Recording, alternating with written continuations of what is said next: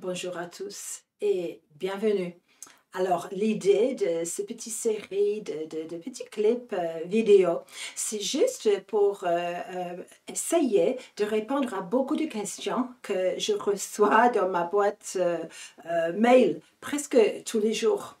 Et parce que j'avais beaucoup parlé de portail, de l'importance d'être bien aligné avec les portails, bien sûr, ça intéresse les gens.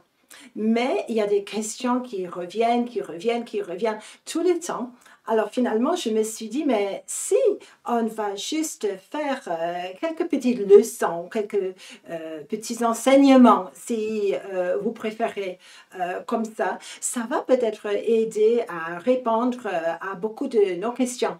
Alors, pour moi, on est dans une saison où le Seigneur nous dit qu'il va vraiment intervenir de plus en plus souvent utilisant des portails. Et la première question, c'est presque toujours la première question des gens, qu'est-ce que c'est? Qu'est-ce que je dois comprendre par l'expression portail? Quelle est la différence entre une porte, un portail et autre? Et c'est normal de penser comme ça. Alors pour moi, la grande différence, un portail par exemple, si vous regardez dans un dictionnaire dans ce monde, vous allez trouver une bonne explication pour le monde. Et un portail, c'est normalement quelque chose de beaucoup plus grandiose qu'une porte normale. Une porte, par exemple, à 3 dimensions, et je passe la porte, je passe entre, par exemple, ma cuisine dans ma salle à manger. Et c'est pas grandiose de faire comme ça.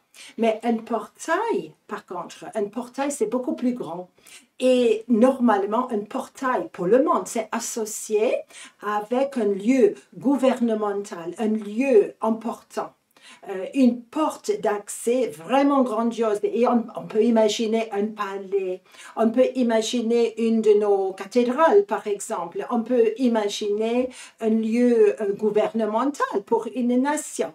Et c'est-à-dire que l'architecture va forcément être meilleure, bien sculptée, et on a l'impression de vraiment entrer dans une dimension gouvernementale qui doit nous impressionner. Et bien sûr, vu qu'aujourd'hui beaucoup de gens sont tellement techniques, sans doute tout le monde maintenant a accès à l'Internet, tout le monde, presque tout le monde a un ordinateur. Et là aussi, on utilise les termes comme portal, par exemple. Qu'est-ce que c'est? J'ouvre mon Internet, je cherche un site, puis je vais commencer à chercher un autre site et qui est peut-être associé. Et très, très bientôt, je vais avoir tout un réseau de sites, de portails différents ou que je peux fermer, que je peux ouvrir, que je peux étudier selon mon intérêt. Et bien sûr, il y en a que moi, je ne sais pas pour vous, mais j'ai regretté d'ouvrir quelques portals parce que franchement, les informations contenues, ça me déstabilise très souvent. Je suis sûre que vous avez le même problème chez vous. Ça, c'est pour le monde, mais on n'est pas dans le monde. Même si, par contre, je pense que l'idée générale nous aide un peu pour mieux être branchés sur le monde spirituel. Et pour moi, un portail spirituel a accès à d'autres dimensions, à d'autres saisons. On peut traverser des dimensions en Dieu, on peut traverser des saisons, on peut traverser le temps et l'espace. Ce n'est pas limité, comme la porte, par exemple, entre ma cuisine et ma salle à manger, qui est forcément limitée. Un portail spirituel, c'est pas ça. Et un exemple pour comprendre, un portail spirituel a son origine toujours au troisième ciel. L'origine, c'est Dieu même. C'est le ciel qui ouvre des portails comme ça. Et on peut voir beaucoup de lumière. On peut voir parfois aussi que le portail est accompagné par des êtres célestes, par des anges et des archanges et autres. Et que le portail est là pour donner accès entre le gouvernement de Dieu, les désirs de Dieu et la terre même. Alors le portail va commencer au troisième ciel et va terminer sur la terre même. Ça, c'est la différence entre un portail spirituel et un portail dans ce monde. Et forcément, bien sûr, un portail spirituel est très, très gouvernemental. Et vous pouvez dire, mais moi, je n'ai pas de grand ministère, je ne suis pas tellement important que ça. Désolé, tout le monde est concerné. Le Seigneur me dit de plus en plus aujourd'hui que ça va être un temps rempli de portails à saisir. Et l'autre très grande différence entre un portail dans le monde et un portail spirituel, par contre, un portail dans le monde est grandiose, bien visible, on peut en acheter des cartes postales très souvent, mais un portail spirituel qu'on voit sur la terre ici, rien du tout, ça peut être invisible, on peut passer à côté de tout cela. Et avant d'aborder une autre question, quel est le rôle de l'ennemi, je voudrais juste très vite regarder 3 passages bibliques pour comprendre un portail qui commence au 3e ciel et qui relie Dieu et le gouvernement de Dieu céleste avec la terre. Et je vais commencer avec Jacob, que sans doute vous connaissez par cœur. Et on a l'histoire de Jacob. Et bien sûr, il y a tellement de chants qui ont été composés à travers ce sujet. Et Jacob, en effet, il est en train de chercher une femme, parce qu'il y a eu des accords dans le foyer. Et par nuit, il va se coucher, il va dormir en plein air, et vous le savez, et quelque chose arrive. Et nous savons qu'il tombe dans un rêve. Et qu'est-ce qu'il voit dans le rêve? Il voit, c'est marqué un escalier, une échelle. Mais en effet, l'hébreu suggère plutôt une rampe d'accès. Vous savez, une rampe d'accès comme pour avoir accès, si vous voulez, assiéger une ville. Alors prenons cette idée-là. Et le Seigneur lui-même se présente. Et ici, nous parlons d'alliance entre les générations. Le Seigneur dit, je suis le Seigneur, le Dieu d'Abraham, le Dieu d'Isaac.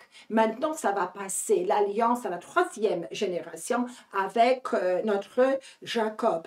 Et il est déjà sur une terre qui a été marquée en avance pour être un portail important, et ça existe même aujourd'hui. La terre sur laquelle tu es couché, je te la donnerai. À toi, ta descendance. Alors, il y a une promesse pour la descendance. Et puis, il dit, mais tous les clans de la terre se béniront par toi et par ta descendance. Très, très bien. Dieu promet d'être toujours avec lui.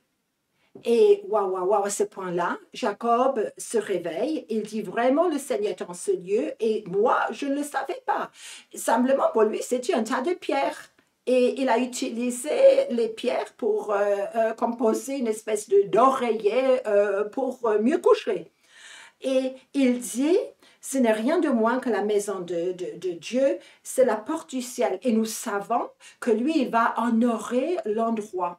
Et il y a des endroits sur la terre qui ont été honorés par les alliances de Dieu avec les gens dans le passé et qui continuent à être vraiment utilisables aujourd'hui. Parfois, on sait, parfois, on ne sait pas. Ça peut disparaître et reparaître plus tard dans l'histoire.